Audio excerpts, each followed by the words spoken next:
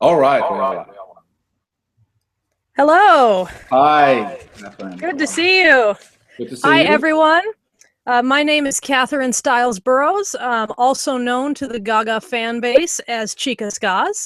And today I will be interviewing a gentleman who has been a marvelous contributor over the years to the fan base's knowledge of all things Lady Gaga. I would like to introduce to you Professor Mathieu Deflem. All right. Hello, Catherine. How are you? Hello, Mathieu. I'm doing very well, thank you.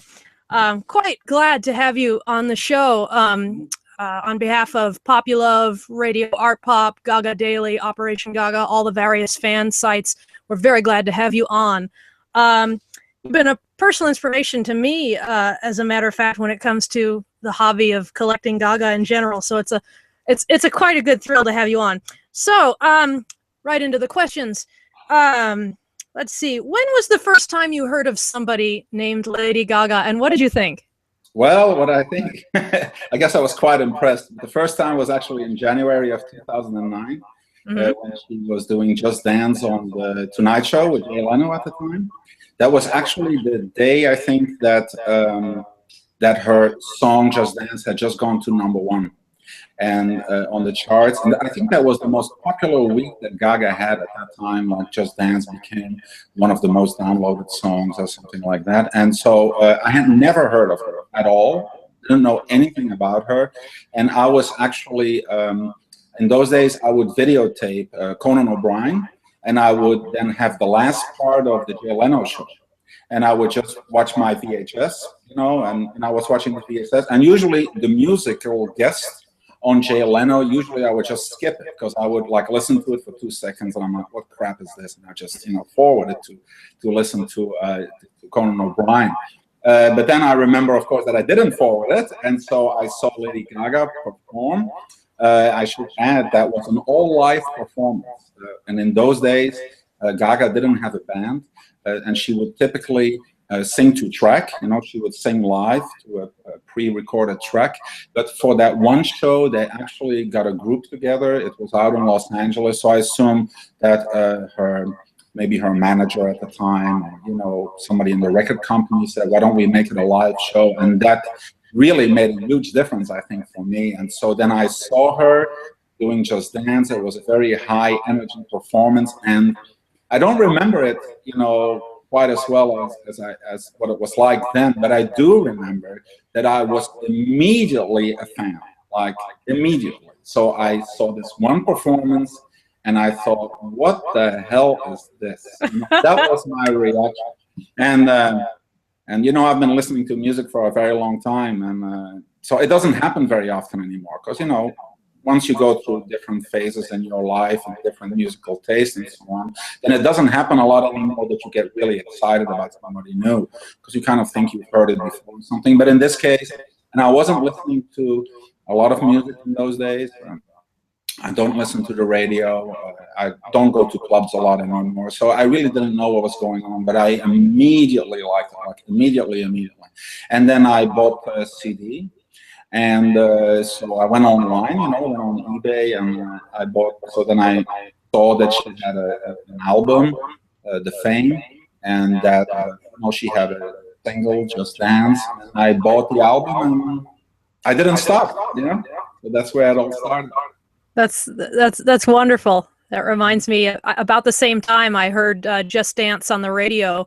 I was working a very early job at the post office, like 4 a.m., and I was sorting mail, and that came on, and it was completely different from everything else on the radio at that time.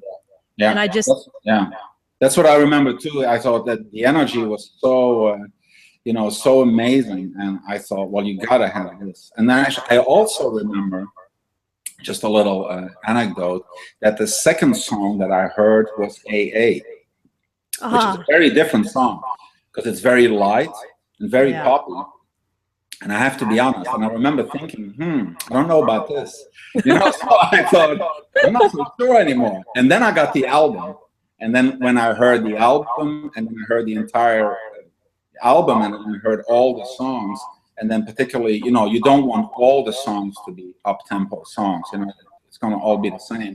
And then AA was one of the songs that provided a tremendous contrast to the other songs. So then that eventually would become one of my favorite songs because it's a very, you know, catchy, light pop tune, like kind of a Beatles kind of. I remember in those days that Gaga said that that she considered it her pop song, you know, because it's a really light thing. But anyway, so then once I heard the album in its entirety, I was very, you know, very smitten with it all. And actually, you know, that's when a lot of us went online, you know. So then you start, you know, because in 2009, everybody, you know, everybody in those days had pretty much had had either a cell phone or, you know, smartphone, or had a laptop. So, you know, the internet obviously had been around for quite a while, but people were really getting like into this being connected constantly kind of a thing.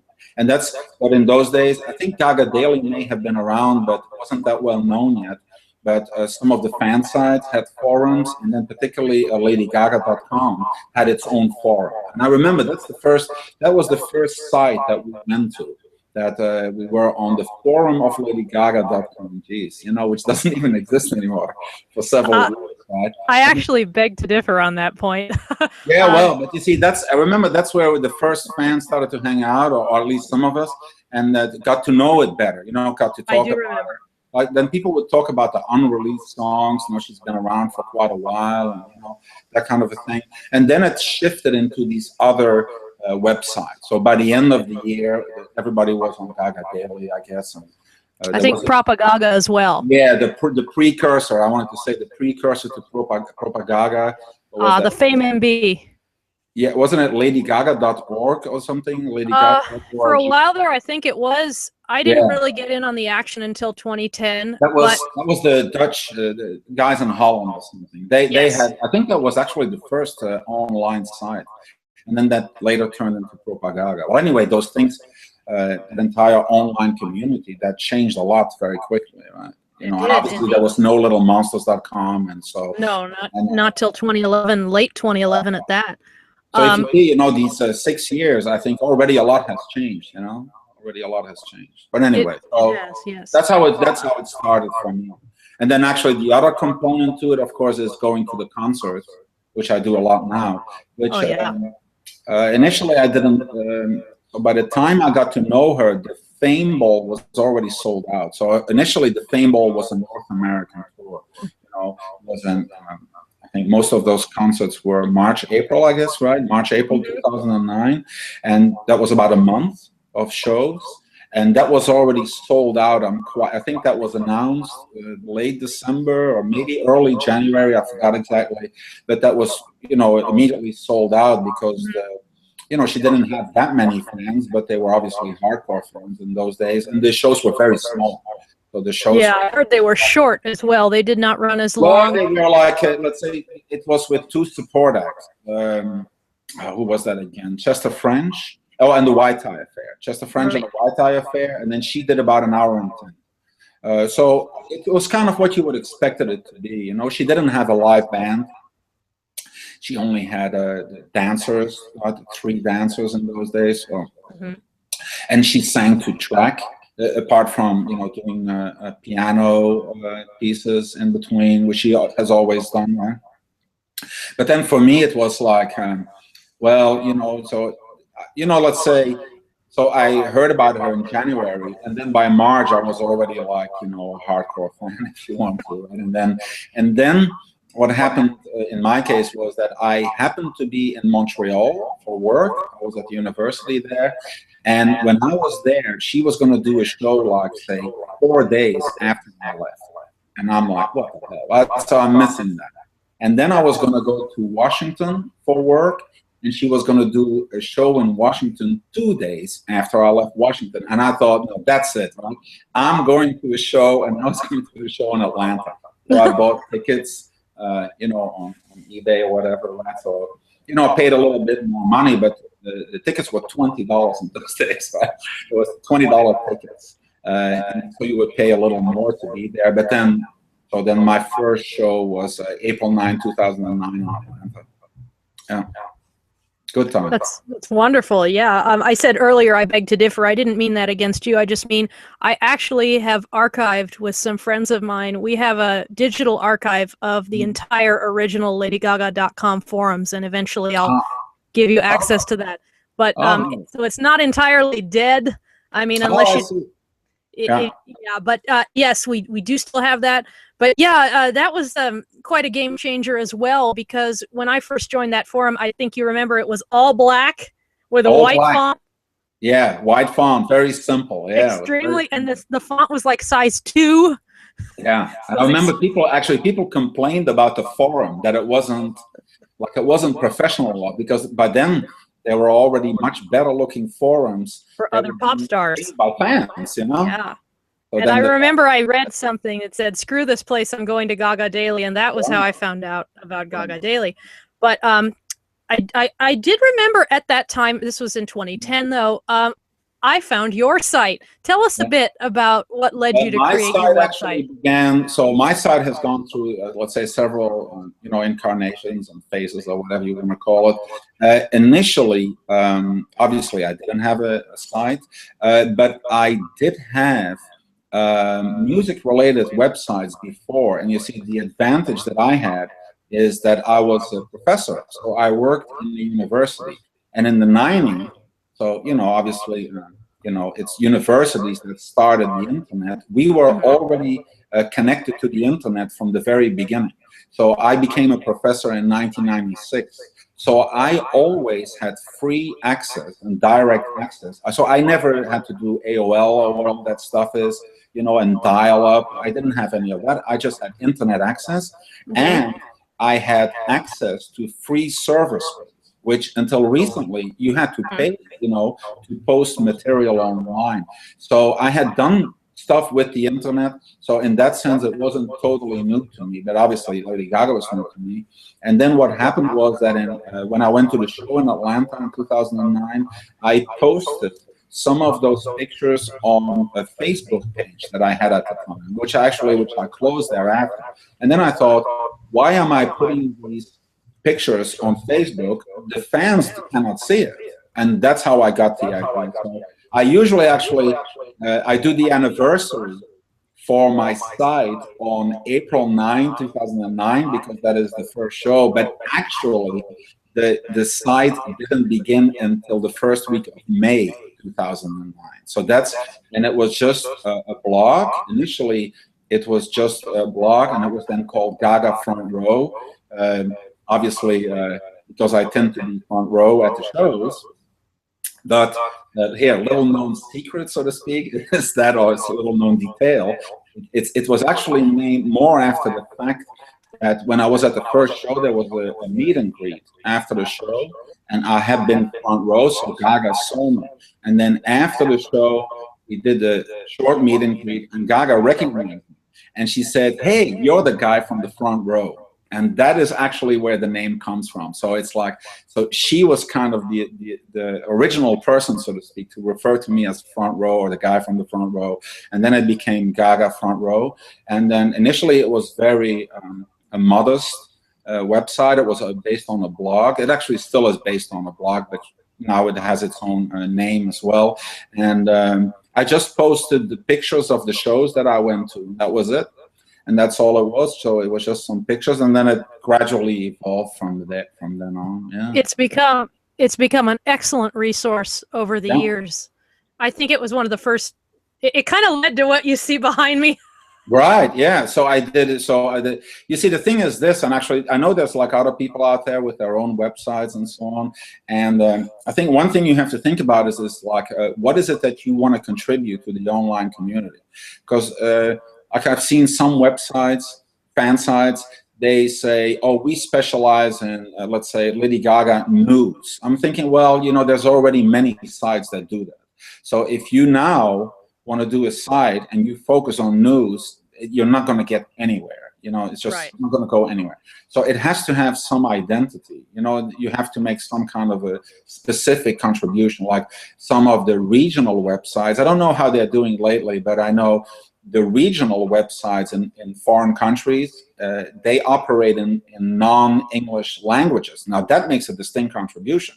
So if you do something in Poland, in Polish, because not everybody speaks English as well as you might think, because with the internet you kind of think that everybody all over the world speaks English, but that's not so, because you can have online translators take care of it or use some words. So that is I think is very important that regional websites do it in their own languages. And then what I was then focusing on is, well, there's an entire dimension of Lady Gaga that doesn't interest me or that I have not a lot of connection with. Let's say everything that has to do with fashion. I just don't know anything about that. It's just, so I'm a music guy, so I focus totally on the music. And I thought at least one person should be interested in I'm just kidding, right? Oh, believe me.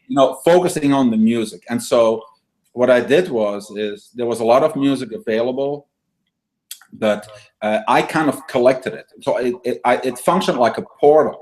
In the old days of the internet, it was important to have portals. So that means that you bring everything together in one spot, and then people have access to it. So that was one thing. And then the concert pictures was a music dimension. And then kind of going along with that was the entire collecting thing, Yeah.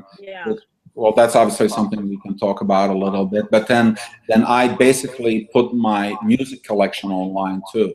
So I identified, the CDs that I would buy, and I would have a scan of the CD, and I would have, all the information that I knew about it. And there was a lot of discussion on that too, because then you would have to try and figure out the bootlegged items and the counterfeits from the authentic releases and so on. So that's something that, so you see that is kind of where, let's say, where Gaga Front Row, the site got its attention from.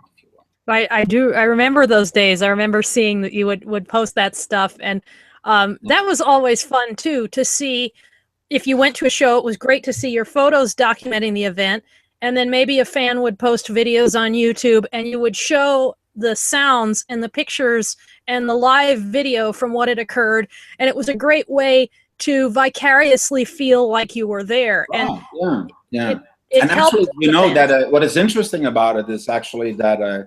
And that is something that makes it kind of different now, is that in those days, you see, it's like 2009, particularly when you're a little older, it's like 6 years, it's not that long a time. But in internet time, 6 years is like 100 years, Right. And it's like, so now even when you talk about 2009 Lady Gaga, a relatively new a star, it's like those days. Because indeed, in those days, people were not yet as directly connected with one another. What I call, a horizontal connection that we have nowadays, namely, particularly I would say through Twitter and through Instagram, Mm-hmm. So Twitter and Instagram took over a lot of these functions. Because actually, for instance, the traffic that I get on Gaga Front Row is quite a bit less now than it was in 2009.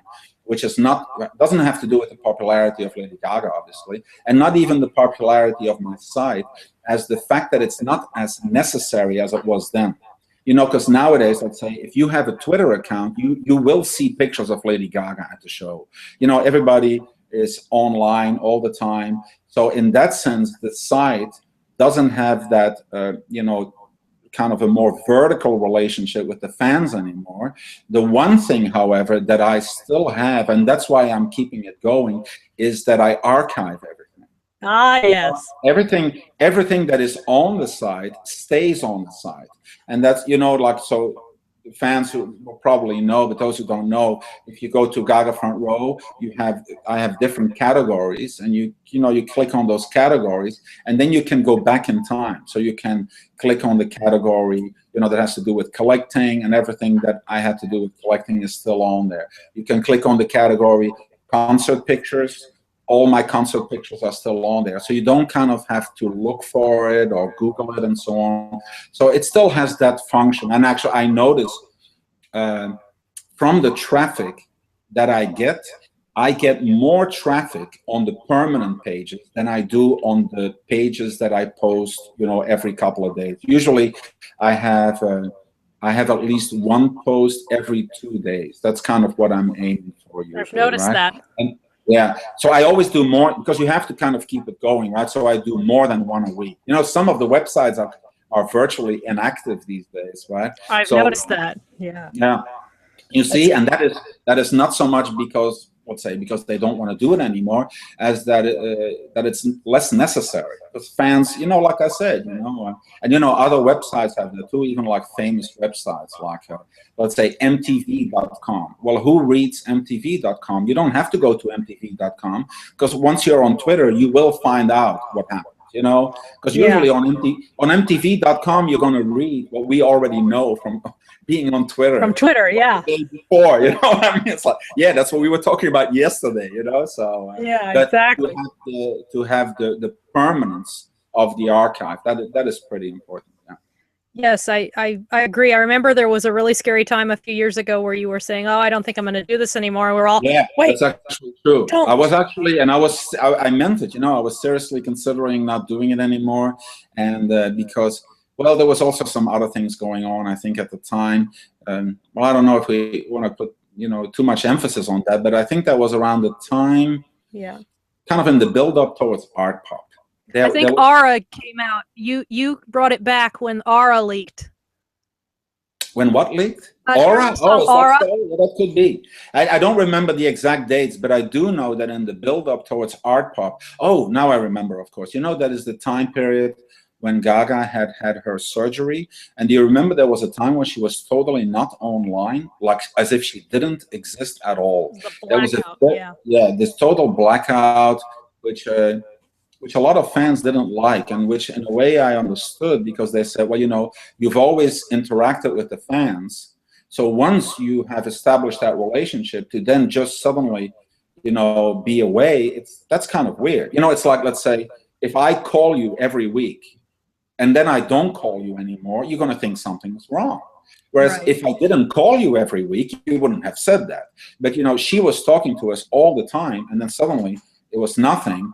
And then it was like, you know, don't you have some kind of a, and then there was some negativity, you know, then, you know, her manager got fired, and there was, I thought that there was a certain, you know, in the meantime, of course, we know a little bit about what was going on. And, you know, I'm not blaming anybody, right? But there was clearly a certain negativity hanging in the air. And I think in the meantime, well, yeah, because, you know, then I did reestablish my site, right? So in the meantime, everything is forgotten and forgiven, right? But yeah, you know, that's the way it's going to happen in a music career, I guess, and also in the let's say, in your site has had span, so to speak. Excellent. It's a great resource over the years. Many thanks for making it. I have a few questions moving along from Gaga Daily members. We announced to them that we were going to be interviewing you today, and some kids came up with some great questions. Sunny would like to know, what is your most desired Gaga collectible that you don't have, and what is your most prized Gaga collectible that you do have? Most prized Gaga collectible. Let me first say a little bit about collecting in general. I would probably not encourage anybody to do it. Watch out what you're getting yourself into. Yes. But you see, I'll tell you what I did in the beginning. Now, obviously, you know, I'm a bit, you know, I was born in '62, so I became a music fan in the late '60s. I bought my first record in 1973, Alice Cooper, $1 Billion Babies. You should know that. Alice Cooper's a Lady Gaga fan. You know that, right? And I went to my first concert in 1979. So that's kind of my background. So I grew up on records. I grew up on records and then later CDs. So I was used to this model of, if you had a really favorite band or a favorite musician, you would collect CDs, records, you know, and so on. And so I kind of adopted that model with Gaga too. And obviously in this day and age, when, you know, there's much more an emphasis on downloads, I thought, well, that's going to be manageable. And then it turns out that the record companies really take advantage of it these days. So they diversify the product. You know, and at the time it was fun. You know, there's a lot of international editions of the Fame, and, you know, actually I got one just last week, believe it or not. There was still a couple that I didn't have, and then it was fun. But then it went on, and then there was all these different releases of the singles. And then what really killed it for me was when Universal, obviously the record company, decided to even do international editions of the remix EP, which isn't even a real album at all, you know. And that's when I decided this is the last thing I'll do, because, you know, I only collected Gaga CDs for, I'd say, about up until Born This Way. I stopped at Born This Way. So I still buy the CDs, of course, but I don't do the, you know, the collecting. And I have about 300 CDs. Oh, wow. And vinyl, you know, I mean, so to have so many items from one star, when, you know, I have a very large collection in an entirely different realm of music, of Frank Zappa music, which is really like something that diehard, you know, Zappa was also somebody kind of very eclectic, different kind of music. And there's typical like fans like me, you know, you would be hardcore into Zappa, and so you start collecting stuff. Well, I have fewer items in my Zappa collection over like 30 years collecting than Gaga in 3. So then I thought, wow, no, this is too much. So I would probably encourage those. But the collecting itself, it was fun while it lasted. You know, while the collecting itself has to be fun. You know, like I'll give you an example. At some point, I found out that there was an edition of The Fame that was in India, and it was sold with an umbrella. I thought, well, this is wild stuff, you know? In India, they sell The Fame in an India edition with an umbrella. And I gotta have that. And then actually, that was on eBay one time, because a guy from England had bought it when he was visiting India and then put it on eBay, but I missed it. And then I had to look for it, and I thought, and that's fun. You know, that is fun, that you look for. Would you say it's your most, your prize? No, I wouldn't say that. That was kind of more the one that was the hardest to get. But after all, it's just a CD, right? So it wasn't that I wouldn't say most prized, but it was fun to get it. And by the way, I think it was delivered to me by DHS airmail, and I think the total price that I paid was something like $20. So it was clearly a good purchase. You know, it was fun. But then at some point, it just goes on, and then you just have the stuff. Once you have the stuff, there's really not that much to it anymore. So then I I dropped doing that, and I shifted much more towards going to concerts. Because, you know, if you're going to spend money, quite frankly, I think you should go to a concert. If you're going to spend, you know, and these days I've seen some purchases on eBay for insane amounts of money for, you know, a couple of CDs, you know, for hundreds of dollars. Where, oh, actually, here, talk about my more prized possessions. Probably in terms of the CDs, the best one I have is the Candy Life EP. So, you know, the demo, which is unique. So that one is unique. So that one has never been on the market. I hope Lady Gaga has a copy. So that one was, you know, that, and when I paid multiple hundreds for it, but at the time it was like, oh gee, somebody got that for multiple hundreds. But it was a demo with an unreleased song, and it is completely unique. Nowadays they pay multiple hundreds and more for regular CD releases. So it's much less something unreleased. Yeah, there you go. So that is really, you know, it's really gone a little bit overboard. And, you know, and here's my advice is that you should probably, you know, because if you go to a concert, after the concert, let's say, the money is gone, but the memory is always with you, you know, and the experience. The experience is much better than having a CD on a shelf in your, you know, in your room. So, and it's wonderful too. You can relive your own personal experience when you go to a site like YouTube, or even just Googling around, and you see someone else who shot a video or took some audio of the performance. Yeah, that's another reason why I never do video, because in the beginning I did some video, but now I don't do video anymore. You know, that's kind of a little bit of waste of time too. You do some pictures, and that's kind of it. You know. Then in terms of the collecting, I would probably say, if anybody is interested in it, what I would probably advise anybody to do, if you're interested in it, you should enjoy the process of the collecting. That is important. Yes. That is, you know, to me, collecting, it's like dancing. You know, it's like enjoying the music or going to a concert. So you're busy with the music. You know, it's the journey, not the destination. Very much, very much. And then the other thing is to focus on something, to say, you know, this is what I'm interested in, rather than that, you know. So I'm not going to try and look for this, but I am going to try and look for that. And obviously, to be realistic, you know, a lot of the things that I do, let's say nobody should misunderstand it. I wish I had been doing some of the things I do now when I was 16. But when I was 16, I couldn't do what I do now. You know what I mean? So to a large extent, I'm doing now what I do, going to a lot of shows and so on, because I couldn't do that when I was young. I didn't have the money, and I grew up in Belgium in a small village, in the middle of nowhere. So until I was, let's say, 30 years old or so, I had only been to, that many shows in my entire life. So, once you have a job, obviously, if you work all day and you got a good job, then you can do these things on the side, and you shouldn't do anything else on the side either, of course. And then, then you focus in on something. So since then, I have mostly focused on, let's say, kind of offbeat items, something that is rare, that is different, that other people are maybe not that much interested in or something. So in that sense, well, there's one thing I'm looking at right now is I got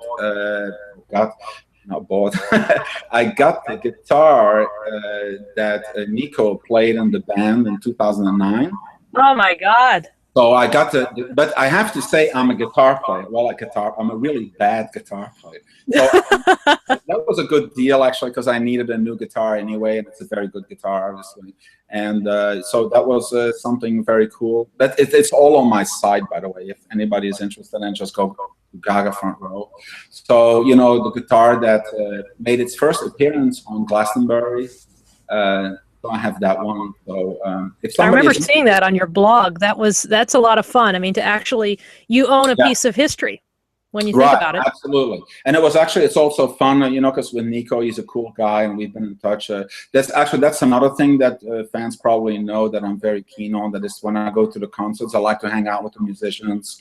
I get to know the musicians, which, it's their name is not on the poster. You know what I mean? It's Lady Gaga, but obviously she doesn't do it alone. She has her dancers and her support staff. She couldn't do it alone without them. No. And she has always had very talented musicians. So, I always get to know them and talk to them about the music. And so get to know them, actually. I've already now met most of the people on the jazz tour too, very accomplished musicians, very nice people. I noticed that Steve, Brian, I saw that there. Yeah.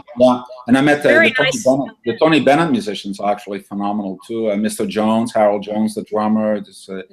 That guy has been playing music for almost as long as Tony has, so. He was Count Basie's drummer. Yeah, Count Basie's drummer. And he wrote a very good biography, actually. Because when I met him, I told him that I had read his biography. So he had a book out just 1 or 2 years ago. So Harold Jones, Count Basie's favorite drummer, and that's a really cool thing, actually. Then the other thing in terms of the collecting, of course, what everybody was always talking about what I was probably extremely lucky with is that I got the cane that Gaga was walking with during her performance on what is it, the VMA in 2009. Paparazzi. The famous paparazzi performance when she was bleeding to death. How the heck did you get that? That was actually, well, you have to be, I guess you have to be a little bit lucky and a little bit smart, like most things in life. But that was actually on eBay initially. That was initially on eBay. But then people, I remember there was some discussion about it, I think on Gaga Daily, and people started talking about it, and is it real, is it not real, and all that kind of thing. But, it wasn't that difficult, actually, to find out who was selling it. And once you knew who was selling it and how they got a hold of it, it was all very easy. The person who sold it had actually built the stage. The stage that Gaga has at the time, it's got like a staircase, and then there's a backdrop. So the backdrop is obviously fake, right? Is a picture or a projection, but the staircase is a physical staircase. And the person who built the staircase had the cane and had the wheelchair, and then he was actually, I remember, he said, I'm getting so many emails and questions that he was going to take it down from eBay, and he actually took it down. He was like, he kind of felt like I guess like he was being harassed, or something, like. Oh, geez, yeah, that can happen. So because let's say he put that stuff online, thinking, well, yeah, this Lady Gaga, she's kind of famous. Let's see what I can get for this. But then it turned, he was so overwhelmed by the situation. And then Oh, actually, God, I knew him imagine. a deal outside of London. So he then became an instant celebrity then, didn't he? yeah. That's true. Yeah, he was kind of. Yeah, that's true. Speaking of instant celebrity, a certain person was parodied on SNL of all things. Yeah, I heard. Yeah. That was a little bit of shock, wasn't it? So were you just tell me about this? Were you just casually watching SNL when all of a sudden you see? I was actually in Europe at the time, and at the time that SNL aired that episode live, was May 20. You see, I remember it because it's straight after my birthday. It's May 21, 2011. I was actually just getting out of bed to take my plane to come back to the United States. So I didn't see the show live. So I got up, went to Brussels airport, took the plane, and I landed, if I'm not mistaken, in Atlanta first. And of course, what you usually do when you land is you turn on your phone. And I turn on my phone, and there's all these messages and emails and tweets, and I'm like, and they said, yeah, you were on SNL. I said, what do you mean? Like, how was I on SNL? I didn't get it. I didn't understand. And I thought initially, did they use some, that they had used some documentary footage or something, and that you could see me in the crowd, you know. Mm-hmm. That can happen, I don't know. And then anyway, so then there was this this infamous Alphonse character who, in appearance, I should emphasize, who only in appearance was based on me, right? So obviously based on, now I haven't met Gaga since then, because I met her several times in 2009, 2010, but not since then. So I don't quite know the background, but so it's based on a picture of me and Gaga, which is actually, that picture is from my first show, was in Atlanta. And that picture is online a lot. So I thought that's probably where it comes from, that, you know, that she... I'm sure if you Googled fan with Gaga, you'd probably come up, if you did at that time, with your... At that time, correct, at that time, yeah. And she must have made the suggestion, I assume, I don't know, and then said, well, you know, you can look at the picture online or something, or somebody, because, you know, obviously by then some of the musicians and so on, they knew me, and somebody could have said, well, he has a website, and, you know. But what it actually might be, and that is kind of funny, is that, and I had forgotten about it, but a friend of mine, Kelly, she is at a lot of the shows as well, and I see her a lot here in the Southeast, and I had seen Gaga in New Orleans in 2011 in April, and we actually, that was me and Kelly was there, and we had a card. I had actually printed out this card, and the card had a picture, so the selfie of me and Gaga and the selfie of me and Kelly, and we had given the card to one of her bodyguards at the time. And he said, yeah, you know, I'll pass it on to her management. So I said, okay, cool.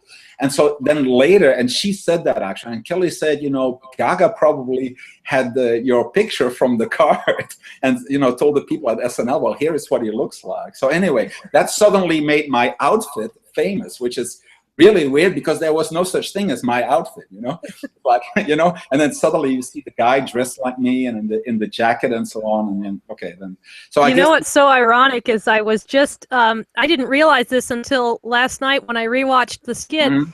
I have a tan jacket exactly like yours. Yeah, it's like it's a suede jacket, and there was nothing to it. I just happened to wear it when I was at the show. And but since then, of course, it kind of has become a little bit iconic. So I thought, okay, I'll hold on, because, you know, one of the weird things is that let's say when something like that happens to you, it's kind of very unexpected, obviously, and you, you know, in disbelief that you kind of, you know, see a person portray yourself in that environment. But then you kind of wonder, well, what should I do with it now? And then I thought, well, you know, let me just embrace it. You know, let me just go with it. If Lady Gaga puts me on SNL, okay, I'll take it. You know, I'll go with it. So I just embrace it. And then actually, well, you just saw him. The other people didn't see him. Actually, he's sitting right here. Maybe I'll quickly show him to the people. Oh yes, please do. Actually, okay.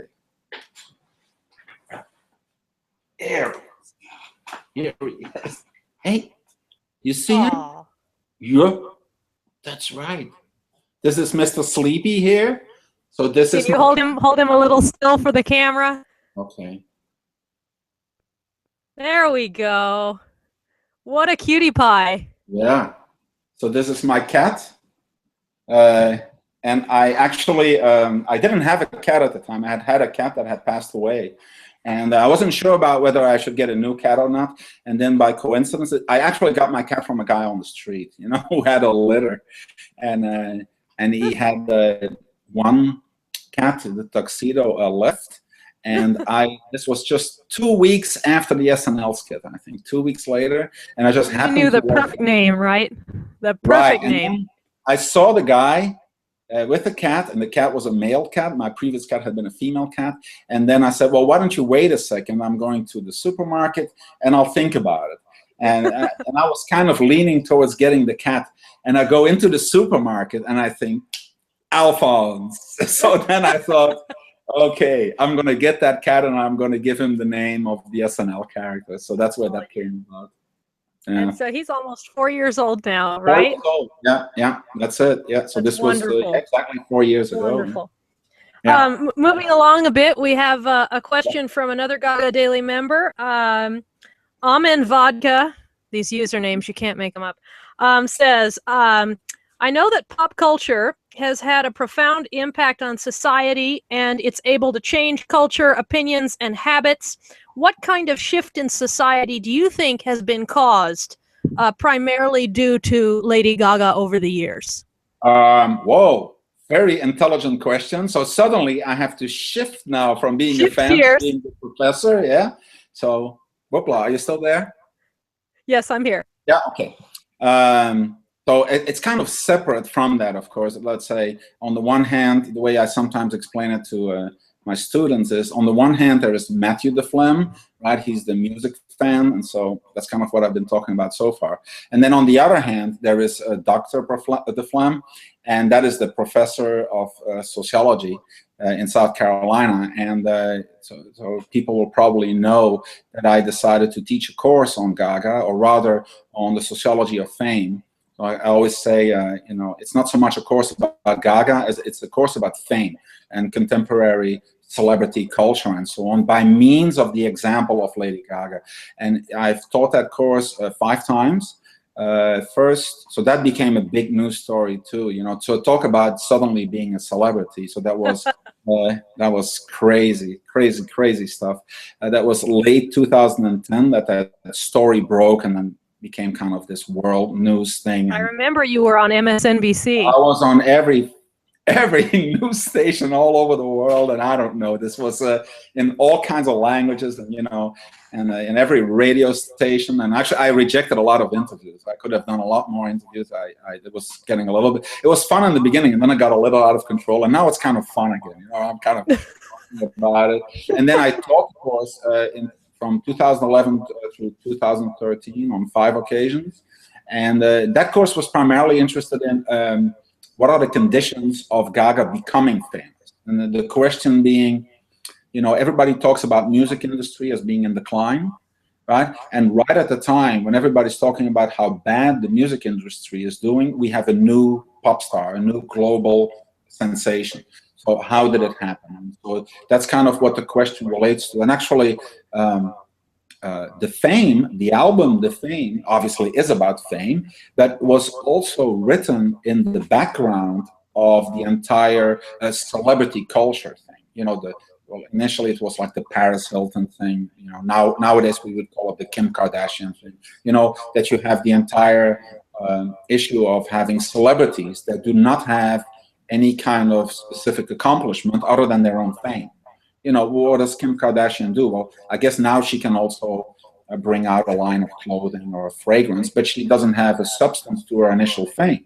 Gaga obviously is different because, you know, she's a musician. She has to write music, you know, has to write good music, or, you know, make good records and so on. So then I was interested in doing that. And, you know, I thought either we're going to talk about Paris Hilton, whom I don't like, or we're going to talk about Lady Gaga, whom I like. So that was the focus was not on the music, but on the fame. And yes, in terms of the question, it's like, I think Gaga has brought about at least, let's say, at least 2 shifts. One is she made it acceptable again to be a star. You know, she made it acceptable to be outlandish, to be unashamed, you know, about being a star, about wanting to be a star, about, you know, wanting to rule the world, you know, between quotes, you know, and about being outlandish in her appearance, being grandiose and all that stuff. And nowadays you see everybody do it. So Yes. that is like one of those, how shall I say, it's a little bit double-edged, you know, because in a way, Lady Gaga is extremely influential on other artists, but that influence is not as noticeable because everybody is now doing it, and they're all kind of influencing one another. But if you see, you know, what Katy Perry has done since then, or what Taylor Swift, although, you know, they're all musicians in their own right, and they do different kind of music and so on. Like, let's say the aspect of the spectacle that they bring to the music. I think, well, Gaga had a very important role. I'm not saying she's the only one, but that was her, you know, she really made that acceptable and probably nowadays even fashionable. And indeed, what she also did is bring about a little bit a counter reaction. Let's say when musicians like Adele and Lorde became popular, well, they became popular because it was a contrast with the Gaga thing, you know? Right, so they were very reclusive. Yeah, you know, so Yeah. like they kind of, you know, so you have kind of two alternatives, you know? So that was this, you know, that was an influence as well. Then the other thing, but like I said, you know, nobody really notices it anymore now, right? So because everybody's kind of doing it.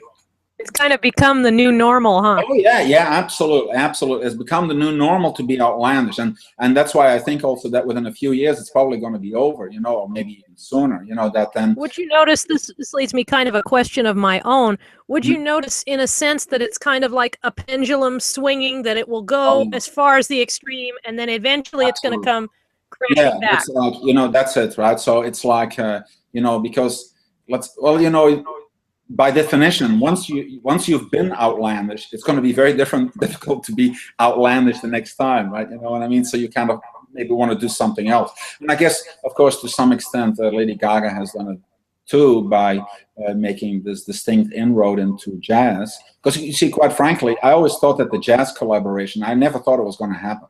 Because, you know, Gaga, when it comes to collaborating, usually there's many more ideas than there are actual real Not only ideas. that, Gaga, when it comes to fulfilling what she says she's going to do. Oh, yeah. There's always something happening. You know, or maybe she's changing her mind or clashing egos. I'm sure, you know, different expectations. But so the thing with Tony, Tony Bennett, that I initially thought was at best going to be a side project, has become a real thing. You know, a real album, a real tour. So she's taken it very seriously, and I think it's not coincidence that it happened after Art Pop and Art Rave, which was a little different, and people were talking about it like, is it still the same? And, you know, so it's a little bit of a pause. And actually, I think it's a pause for me too, because now I don't have to wait in line 12 hours outside. You know, we can all sit down now. So I think actually it's not bad for everybody to just maybe, you know, sit back and relax for a little while, and then see what she's going to do next, which is going to be very, very, very important for her career. You know, the other thing that I wanted to say is, besides the outlandishness and that pop star thing, is what Gaga has also contributed to very much, also not invented it, but contributed to it, is the entire activism side. You know, yes, the message, the charity and messages, the charity thing, the anti-bullying, the gay acceptance, the little monster zone, that's a monster zone, the little monster community, you know, the embracing of differences. And actually, that is something that I noticed recently with some other artists. It's like everybody's an activist these days. Have you noticed? Yeah, they've all picked up the lead. Every pop star has a cause, and yeah, I'm a little bit hesitant to... Even as early as the skit, you'll remember one of the questions in the SNL skit, they asked Justin Timberlake, so tell us about your charity. Yeah. Like, oh, people of Japan, you know, like, yes. Yeah. And so that's kind of the new thing. So, and again, we're probably going to see some, you know, deviations from that coming soon. At the same time, Gaga will keep on doing these things because, you know, that is her thing, right? That is what she does, and it comes from within, I'm sure. Yeah. So yeah, but those. So what those is the what would you say the future holds for Gaga Front Row? You're going to keep on for trucking. Gaga Front Row. Oh, I thought for Gaga. I want to say I have no Oh, idea. excuse me. Oh, yeah. Oh, you know what? Let me nix what I just said. Really? What's your opinion of the future of Gaga? I don't know. I think that the next album is going to be very important. But then again, I already said that maybe a little bit last time. But yeah, I guess that I was probably not the only fan who thought that art pop was going to be the beginning of the next part of her career, which it clearly is not. It was, and I think she said that herself, right? That it was the end of the first part of her career. She said that herself. And then this Cheek to Cheek is clearly the intermezzo. So now there's going to be something else. And I saw, of course, that a lot of fans, there's quite a lot of fans who were kind of hoping, or maybe, excuse me, expecting her new record to be a rock album. Some people, obviously I'm primarily a rock music fan, hard rock fan, heavy metal even. And so some people are hoping for that or thinking about that. And then she was doing some rock songs, at the end of the tour and so on. But then she's been seen with Red One. Obviously Red One wouldn't be the first choice to do a rock album, although he definitely could do it. He plays acoustic instruments too. So quite frankly, I don't know. And I was talking about actually with some fans that I was at the show in London. I said, what I personally think she should do, obviously, she should do what she wants to do. That's a given, right? She shouldn't do, a hard rock album because I like it. She should do it if she likes it, right? But I was personally thinking that her next record should more reconnect her with the general audience, with a broader audience that is in whatever way, if it is through pop music or dance or acoustic or, or have a focus on the voice or focus on the content and the message, I don't know. But you see, I think it's like this, a commercial artist, so an artist in pop music, has to be commercial, has to be commercially successful, I think. Let's say, if you want to play jazz or classical, let's say you want to play classical music and you play classical trumpet. Let's just, so your instrument is the trumpet and your choice of music is classical music. Well, you're never going to be commercially successful on a broad scale like Lady Gaga, that. So you go more for a niche audience. There are people who are interested in classical music and in classical trumpet, and they're probably very hardcore about it too. But that's the crowd that you go for. I do not think that that's what Lady Gaga should do. So I do not think that Lady Gaga is a niche artist that should only appeal to the little monsters. I think that because of the style of music that she does, and also in terms of her social orientation, her appeal has to be broad. That that puts a distinct stress on her career, because it means she has to be commercially successful. But yeah, that's my opinion. And I think there's a few indications that is what they are thinking about, because I know Bobby at some point, I think in an interview, said that it was very important that she was successful at the Oscars. Oh yeah. Yeah, so she did kind of this pièce de résistance at the Oscars, which was a little bit of stunt. From a musical point of view, it had a certain stunt quality to it, in the sense of that she was there. I mean, I'm sure she wanted to do the song and she wanted to do this, and but look at what I can do. Look at it. It surprised everyone, because they had no idea her range, even though some people say it was highly imitative, but still, she really did carry it off. You see, she did pull it off, and she did have the effect. You see, I personally thought it was a little bit stunty, but okay. It did have that effect, and it was the intended effect, and it has that broad appeal. So if it seemed to indicate to me that she wants to go in a direction that is very commercial. Having said that, other fans say no, she could become more niche, and she, even underground, the word underground is used, comes up a lot, yeah, among fans. Well, I personally don't think that is ideal, but it could be that that's what's going to happen. And, a lot of times people make comparisons between her career and the career of others, and I think the comparisons are usually always completely shallow and totally off the mark. But one person, I agree with you on that. Right. One person that I do think of sometimes, and that I think is more comparable to Gaga than probably others, is Prince.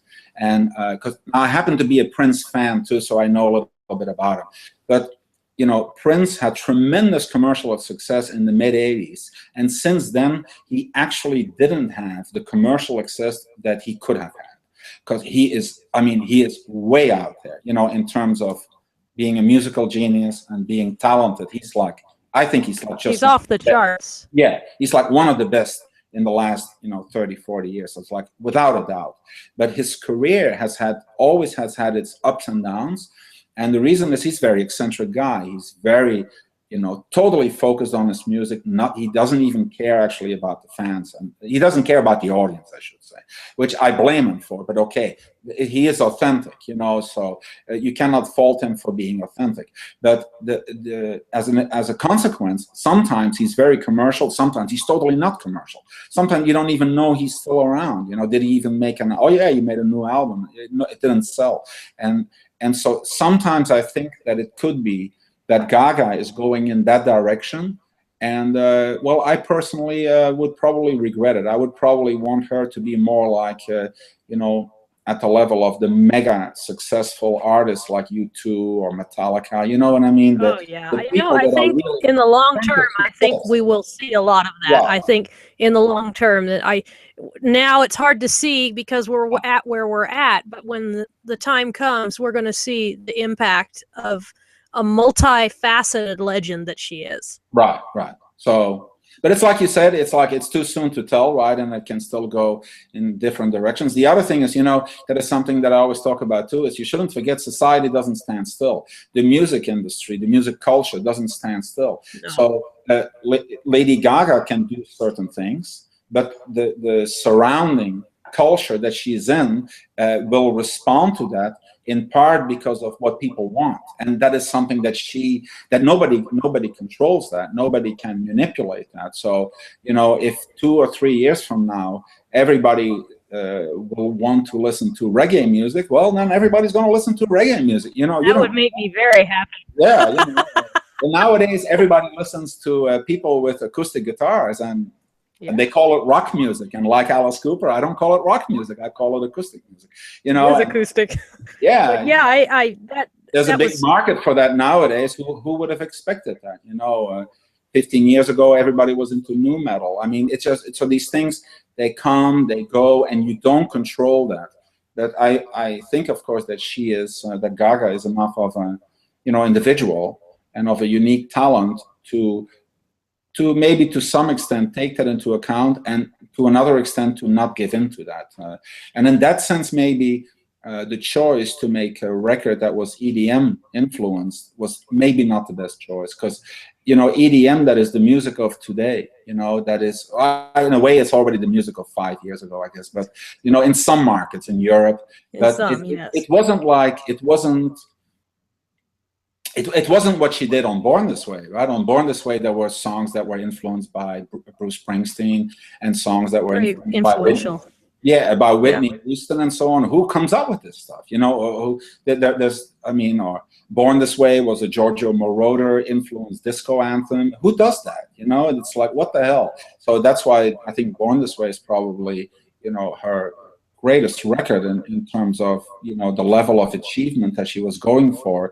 And maybe to some extent art pop, because of its EDM influences, didn't have that, but that's what she wanted. I still think it's a great album. Definitely great songs, you know, definitely great. It is excellent. We have a lot to look forward to in the future. The reception of the album, right? It affected how the audience saw the album, very much so, right? As I recall, Born This Way was one of the most promoted CDs at its time back in May 2011 than any other artist out there at that time. I mean, you could walk into a Costco superstore and see a display at a wholesale store for that CD. To the point that it almost that even to some extent it did backfire, you know, and then the single started to get criticized, or people thought it was all overhyped. And I guess to some extent it was overhyped, because after all, I remember at some point, some fans, and I guess myself included, we were thinking that she was going to make an album that would totally devastate pop culture as we knew it. Well, no, you know, it was a really good album. So the expectations, I think actually at the time, speaking for myself and maybe others too, is that when we listened to it, then we thought, well, it's a good album. And then because our expectations were so high that we expected to be totally overwhelmed. And then you listen to the album again half a year later or a year later, and you think it's a phenomenal record. If only I hadn't thought that it was going to be a super phenomenal record, I would immediately have recognized it as a phenomenal record. But so, you know, so we'll see. But she's definitely not going to go away. You know, that was always the question that I got. And now I'm not, you know, obviously I don't want her to go away, but also, let's say, speaking more sociologically, I mean, she's just too talented, and everything is well organized, and she's got, you know, great management, and there's already so much built up. Because I would often get the question, you teach this class about Lady Gaga and fame, what if she becomes, what if she goes away suddenly? And I would always say, well, that would mean that there would be an awful lot of people left with tattoos of her that are meaningless. So I don't think that's going to happen. You know, I think she's going to stick around. Just imagine all those tattoos, all for nothing. No. But you know, no, that's not going to happen. But no. What kind of an appeal she will have is important. You know, is she going to be like U2 in terms of being mega successful? Is she going to be like Prince in terms of being every now and then successful? And then obviously the quality of the music, right? She has to maintain. You know, it's like I remember Alfred Hitchcock, the movie director, would say that too. He said it gets harder and harder for me to make a movie that is successful, because every time I make a successful movie, I'm competing with myself even more than I was, you know, before that movie. And that Gaga has that too, right? Everybody. It's the rush to top herself. Can she do it again? Right. So everybody expects her to do great things, but hey, you know, probably worse problems to have than that. So. Yeah. Yes, indeed. Well, I'd like to thank you so much for taking your time today to talk to us. It's been absolute pleasure to have you on. I hope we can have you on again in the future. And people, if you want to learn more about Professor Mathieu, you can just Google Gaga Front Row or Gaga Course, and find his stuff online. Is a phenomenal guy. And once again, pleasure to have you on. Thank you very much, Mathieu. Thanks, Catherine. Thanks. Good talking to you. Bye, everyone. Okay, bye-bye.